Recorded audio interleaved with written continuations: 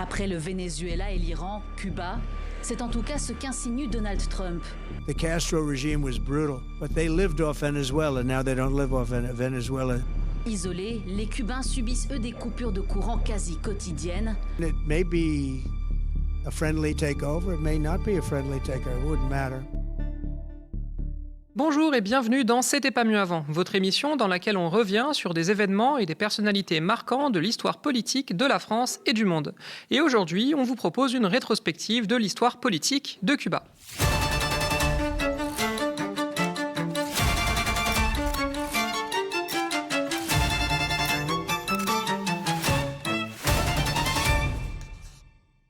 La République de Cuba, c'est la proie actuelle de Donald Trump. Après qu'il a réussi à aligner le Venezuela sur les États-Unis et alors qu'il essaye de faire de même avec l'Iran, son attention se tourne de plus en plus vers la petite île qui est sous embargo états-unien plus ou moins prononcé depuis plusieurs décennies.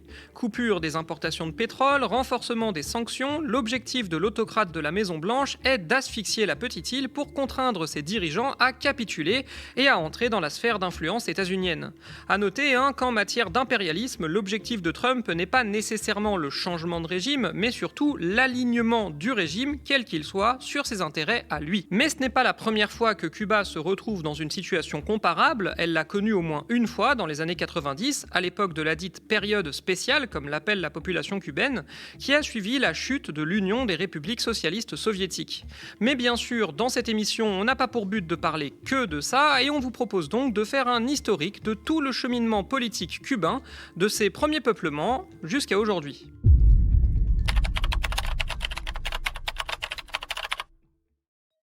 Les premiers peuplements de l'île de Cuba apparaissent autour du 8e millénaire avant notre ère. L'île a connu plusieurs vagues de migration qui ont amené plusieurs populations successives à commencer à vivre sur l'île. On estime qu'il y a eu 5 vagues de migration préhistoriques, antiques et médiévales, au point qu'au XVe siècle, l'île est déjà peuplée de plusieurs centaines de milliers de personnes. C'est enfin au XVe siècle qu'arrivent ceux qui constituent aujourd'hui l'écrasante majorité de la population de l'île, les Européens. Ça commence par Christophe Colomb, qui arrive à Cuba en 1492, et à partir de 1511, ce sont les Espagnols qui établissent les premières colonies sur l'île. Leur rapport aux habitants dits précolombiens, issus des vagues migratoires dont j'ai parlé juste avant, est un rapport génocidaire, puisque les autochtones, principalement des Taïnos, sont massacrés et disparaissent en seulement quelques décennies. Les survivants qui ne parviennent pas à s'enfuir sont parqués dans des réserves. Une partie de la population taïno a tout de même survécu et s'est fondue dans la population cubaine. Au cours de l'époque moderne, Cuba est exploité par les Espagnols qui en font un vivier de production de sucre et de tabac, et importent des esclaves du continent africain pour travailler dans les plantations. Cuba devient donc l'un des maillons du commerce triangulaire et s'impose petit à petit comme le plus important producteur de sucre au monde. Malgré une brève période de domination britannique pendant la guerre de 7 ans au XVIIIe siècle, l'île reste essentiellement une colonie espagnole dont la population est toutefois traversée par un courant indépendantiste. Si un courant abolitionniste y apparaît également à cette période, influencé notamment par la révolution en Haïti, Cuba est l'une des dernières colonies à abolir l'esclavage en 1886. Et c'est enfin en 1901, profitant de l'affaiblissement de l'Espagne, que les États-Unis envoient leur armée et permettent à l'île de prendre son indépendance. Par la suite, de 1902 à 1959, Cuba traverse de nombreux changements de régime tout en restant dans la sphère d'influence états-unienne. L'île prend la forme d'un régime représentatif inspiré de celui des États-Unis et économiquement sous perfusion de ces derniers, qui investissent énormément d'argent et de temps. Inspiré par le New Deal états-unien, Batista, principal dirigeant du pays pendant plus de 30 ans, met en place un État social puissant qui permet au pays de connaître une prospérité relative dans les années 40. Toutefois, la persistance de fortes inégalités au sein de la société cubaine, sans compter la corruption, favorise la montée de mouvements contestataires, notamment du mouvement communiste. À partir de 1956, une guérilla s'installe dans le pays en s'opposant à la dictature de Batista, et menée par les révolutionnaires Fidel et Raúl Castro, accompagnés du médecin argentin Ernesto Che Guevara. À l'origine constituée de quelques dizaines de soldats, elle grossit progressivement et gagne un soutien populaire massif qui se traduit par des grèves et des manifestations. Privées d'appui, affaiblies par une grève générale, les forces de Batista sont défaites militairement en 1959 et la dictature s'effondre.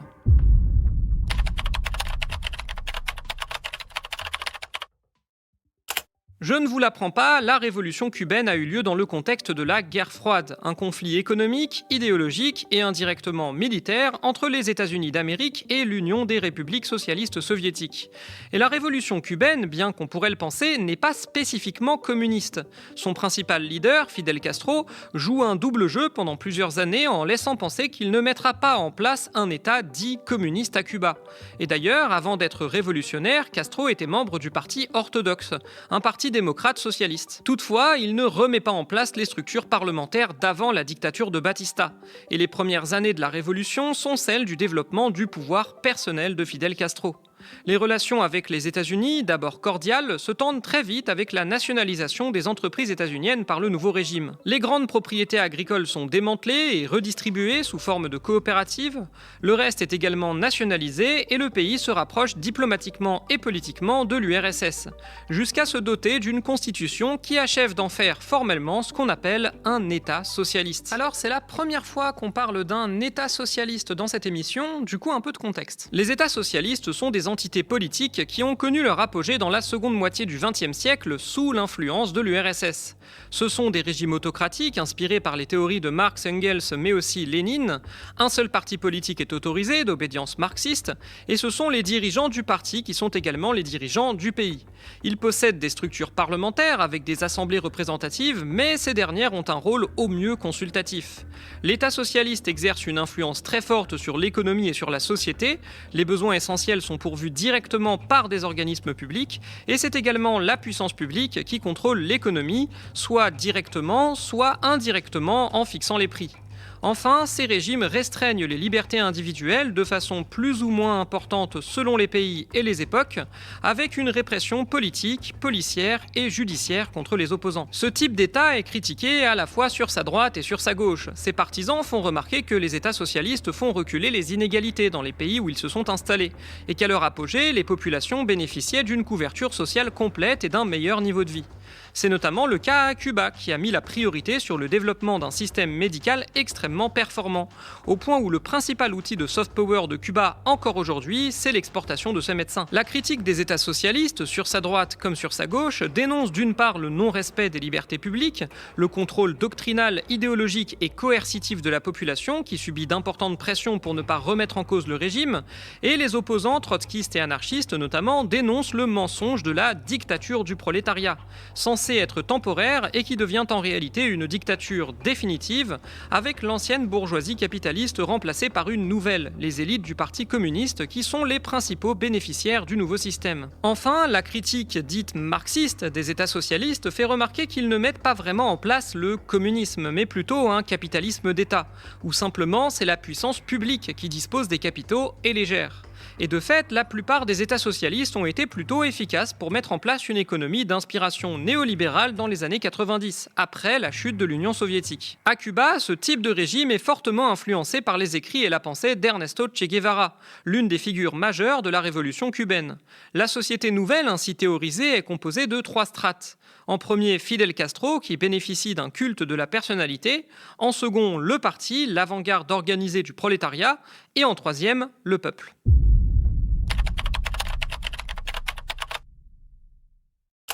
Pendant la guerre froide, Cuba subit l'embargo économique imposé par les États-Unis. Ces derniers financent également des opérations de déstabilisation, comme le très célèbre débarquement de la baie des Cochons, particulièrement connu des joueurs de Call of Duty. Il est également au cœur des tensions entre États-Unis et Union soviétique, déjà parce que Cuba soutient les mouvements communistes au niveau international, et aussi bien sûr du fait de la crise des missiles de Cuba en 1962. De fait, le pays est soutenu politiquement et économiquement par l'Union soviétique dans le contexte de la guerre froide. Pour l'Union soviétique, Cuba peut jouer le rôle de vitrine américaine du succès de son modèle, et le pays profite ainsi d'une aide financière importante de la part de l'URSS. L'État socialiste cubain développe alors fortement l'État social, qui existait déjà avant, notamment en rendant entièrement gratuits les secteurs de l'éducation et du soin, ces 2 secteurs étant considérés comme des priorités. Mais la situation se dégrade, comme dans beaucoup d'autres pays du bloc soviétique, dans les années 80.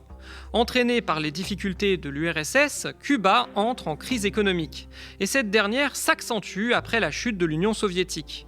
L'aide financière dont disposait l'île s'effondre, mais aussi les sources d'exportation, puisqu'avec l'embargo états-unien, Cuba exportait la quasi-totalité de sa production vers les autres pays du bloc de l'Est.